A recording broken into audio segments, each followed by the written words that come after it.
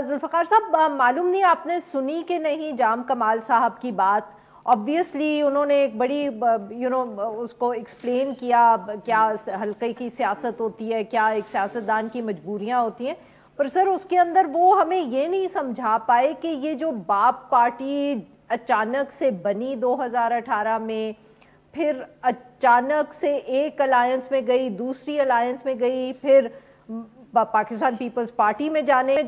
کی بات ہوئی، پیپلز پارٹی سے پھر ایک دم فیصلہ تبدیل ہوا، پھر سنا پی ایم ایل این میں جا رہے تھے، اب باپ پارٹی بھی سنا الیکشنز کنٹیسٹ کر رہی ہے. میں نے تھوڑی دیر پہلے ذکر کیا کہ پورا ایک ایڈ بھی چھپا اخباروں میں جس میں انہوں نے لوگوں کو کہا کہ آپ ملک کے کسی کونے سے الیکشن لڑنا چاہتے ہیں تو آپ ہمیں اپلیکیشن بھیجیں، اور ساتھ میں کہہ رہے ہیں کہ ان کے کچھ لوگ پی ایم ایل این میں بھی جا رہے ہیں. تو سر یہ سب کچھ جو ہے، مطلب کہ میرا بہت چھوٹا سا دماغ ہے، اس میں سمجھ نہیں آ رہا کہ یہ سب کچھ میں کیسے حلقے کی سیاست سے ایکسپلین کر لوں. ایک گروپ ہے، آپ اس کو الیکٹیبلز کا کہہ لیں، اس کو ٹرن کوٹ ایلیمنٹ، موسمی پرندے، کچھ بھی کہہ لیں. یہ وہ لوگ ہیں کبھی آئی جے آئی کا حصہ بنتے ہیں، مسلم لیگ کا حصہ بنتے ہیں، یعنی جو اس وقت گروپ اقتدار میں جانے کے لیے تیار ہوتا ہے وہ وہاں جاتے ہیں اور وہ اس کا حصہ بنتے ہیں، اور فوراً جب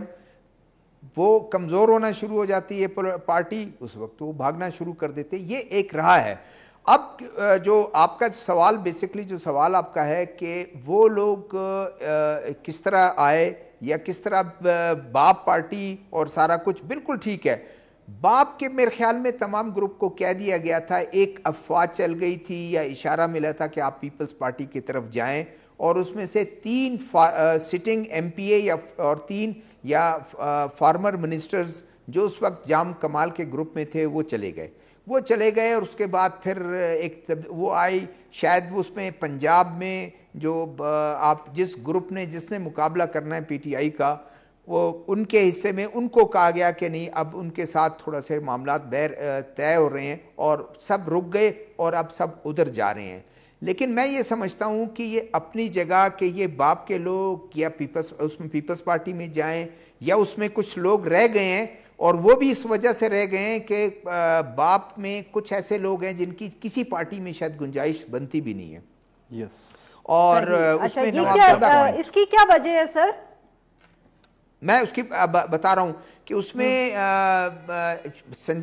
دیکھیں سب واضح تھا. ایک جام کمال صاحب کا گروپ تھا، ایک چیئرمین سینٹ صادق سنجرانی صاحب کا گروپ تھا. سنجرانی صاحب کا گروپ کبھی مضبوط ہوا کرتا تھا، انہوں نے ٹاپل کروایا، گورنمنٹ ٹاپل کروائی مختلف حلقوں کی مدد سے. جام کمال کو اس کو بالکل کونے میں کر دیا، اور اس کے بعد وہ چھائی رہی جب تک اس کی میر قدوس بزنجو صاحب کی حکومت تھی، وہ چھائی رہی. اور پھر ایک دفعہ پھر اس کے بعد پی ٹی آئی کی حکومت چلی جاتی ہے، دوسرے لوگ آ جاتے ہیں، پی ڈی ایم، پھر گورنمنٹ ختم ہو جاتی ہے. اس کے بعد پھر یہ بہت کمزور ہو کے کونوں میں ہو جاتا ہے جس طرح جام کمال تھے. اب دوبارہ جام کمال صاحب کا وقت آیا ہے، اور اس میں ظاہر ہے وہ لیڈ کرنے والے ہیں، اور اس کو قائم رکھا گیا. اور میرے خیال میں سب سے بھاری ذمہ داری نوابزادہ خالد مکسی، جو پولیٹیکل اس میں لاٹ میں بڑے بہتر سمجھے جاتے ہیں، ان کو کہا گیا کہ آپ نے الیکشن لڑنا ہے اور صدر آپ نے جو ہے وہ بنانا ہے. اور مجھے جس طرح پتہ چلا ہے کہ سنجرانی صاحب بڑے انٹرسٹڈ تھے کہ وہ صدر بنے، لیکن ان کو کہہ دیا گیا کہ آپ رہنے دیں، آپ دور رہیں، نوابزادہ خالد ہی لیڈ کریں گے. اب اس کے بعد مجھے ایسا لگتا ہے کہ جب نون لیگ گورنمنٹ میں آئے گی تو ایک مضبوط احتیاطی کے طور پر 4 سیٹ، 3 سیٹ، 5 سیٹ جتنے بھی ان کو ملتے ہیں، وہ ان کے ساتھ ایک کولیشن پارٹنر کے طور پر وہ بھی آئیں گے، اور جے یو بھی آئے گی. معاف کریے گا سر، میں آپ کی یہاں بات کاٹ رہی ہوں، ہمیں کامران مرتضیٰ صاحب نے بھی جوائن کیا، ذرا ان سے سوال پوچھ لیں، پھر آپ کا تجزیہ ہم آپ سے دوبارہ لیتے ہیں.